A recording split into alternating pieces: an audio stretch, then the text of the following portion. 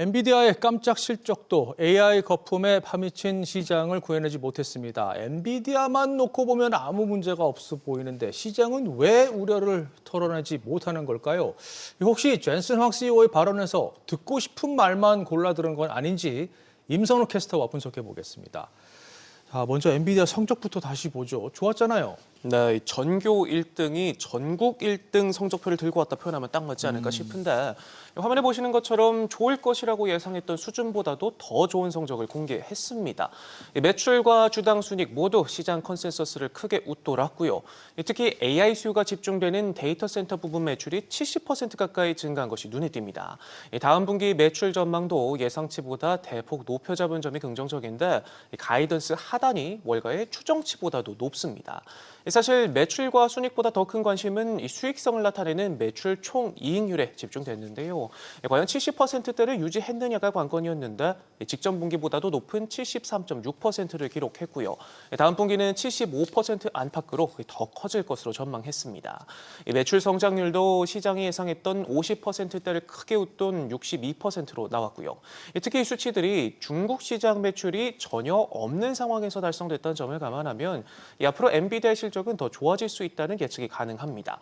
실제로 최근 백악관이 대중국 AI 칩 수출 규제 조치를 국방수권법에 포함시키지 말라 의회를 압박하고 있다는 보도가 나오기도 하면서 중국 시장이 다시 열릴 가능성이 고개를 들고 있는데 이렇게 되면 엔비디아에겐 호재 중에 호재겠죠. 그렇군요. 자, 지금 방금 짚어주신 실적도 실적이지만 사실 젠슨 황 CEO의 발언에 초점이 모아졌었잖아요. 어떤 얘기가 나왔습니까? 네, 이번 어닝콜은 이 시장의 AI 거품론을 의식했는지 첫 마디부터 수요가 폭발적이다, 기대치를 뛰어넘었다는 말로 시작했습니다. 클라우드용 GPU가 이미 매진됐다면서 블랙웰 판매량은 차트를 뚫고 올라가 이 매출의 3분의 1을 차지할 만큼 없어서 못 팔고 있고 모든 산업에 걸쳐 엔비디아의 영향력이 커지는 단계에 접어들었다 강조했는데요. 그러면서 엔비디아가 연간 4조 원에 달하는 AI 인프라 시장에서 가장 높은 곳을 차지할 것이다. 내년 말까지 블랙웰과 루빈으로만 5천억 달러의 매출을 올릴 것이다 자신하기도 했습니다.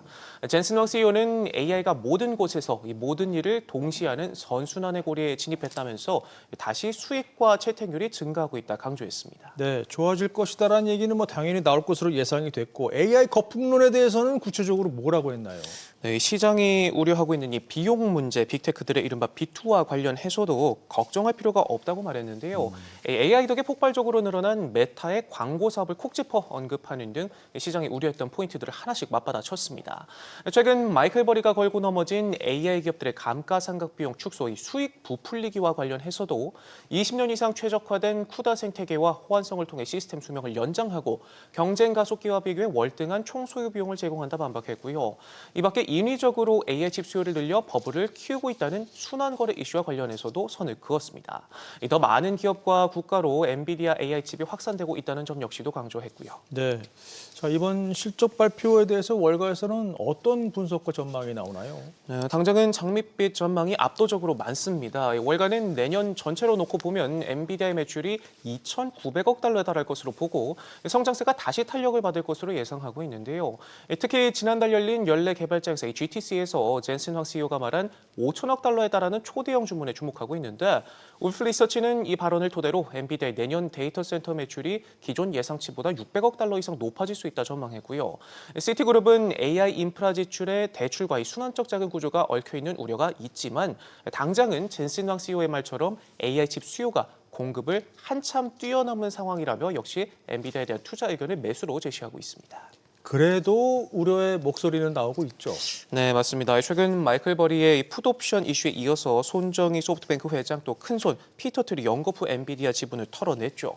여기에 헤지펀드들의 투심이 양분돼 있다는 점도 주목이 됩니다.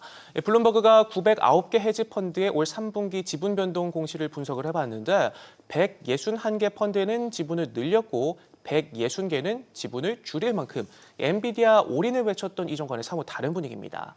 미주어 증권은 엔비디아가 여전히 추천 기술주 중 하나라고 보면서도 AI 자본 지출이 지속 가능하지 않은 수준으로 기존 신용시장에서 자금을 조달하기 어려울 정도로 과도하다 느끼는 투자자들이 늘고 있기 때문에 엔비디아 실적이 긍정적이라 해도 주가는 연말까지 현재 수준에서 큰 변동이 없을 것으로 내다보기도 했습니다. 네, 종합을 해보면 시장은 AI 실적과 또 이 AI 거품론, 그 엔비디아의 실적과 AI 거품론을 좀 분리해서 보기 시작한 것 같은데 네. 엔비디아가 잘 나가고 있지만 월가의 시선은 아직 빅테크 기업들의 그 B2에 좀 시선을 고정하고 있는 것 같아요. 네, 맞습니다. 이 빅테크들의 끊이질 않는 AI B2 행렬에 신용 부도 스와프 CDS 상품을 만들어 파는 헤지펀드까지 등장할 만큼 인공지능 관련 투자가 과열됐다는 시그널들 곳곳에서 나오고 있습니다.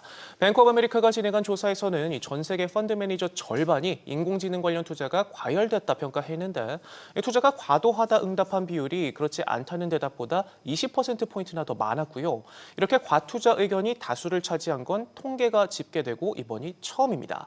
또 응답자의 45%는 AI 관련주가 이미 거품 단계에 진입했다면서 AI 버블을 인플레이션이나 미국의 소비 둔화보다도 더 큰 테일 리스크로 꼽기도 했는데 이 막대한 투자 규모와 특히 자금 조달 방식에 대해 크게 우려했습니다.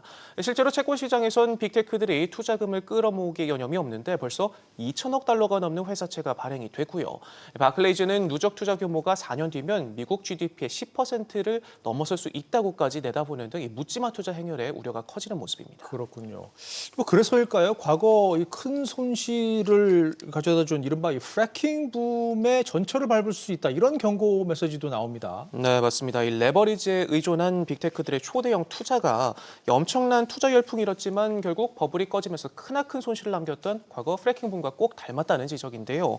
프래킹 붐 당시 이른바 셰일 혁명으로 미국이 원유 수입국에서 수출국으로 탈바꿈했지만 투자 측면에서는 수천억 달러의 누적 손실과 수백 개의 석유가스 업체가 파산하면서 거품과 함께 결국 붕괴됐다는 점에서 현재 우후죽순처럼 생겨나는 AI 데이터 센터들 역시 실제 생산과의 혁신은 이루어지고 있지만 월가가 대규모 자금을 내며 버블을 키우는 양상이 매우 흡사하고 결국 버블이 터지면서 투자자들이 큰 손실을 떠안게 되는 결말도 크게 다르지 않을 것이란 경고입니다. 회사채 시장으로 옮겨붙은 불안감, 과거 앨런과 리먼 브라더스를 무너뜨린 부의 부채, 여기에 큰 손들의 경고까지 AI 거품을 우려하는 증거들이 차고 넘치는 요즘이지만 그럼에도 시장은 애써 엔비디아를 앞세워서 월스트리트저널의 표현대로 실패하기엔 너무도 커져버린 AI판에 베팅하고 있는 모습인데요. 조금은 냉철하게 상황을 지켜봐야 하는 시점이 아닌가 싶습니다. 알겠습니다. 임선우 캐스터 수고했습니다.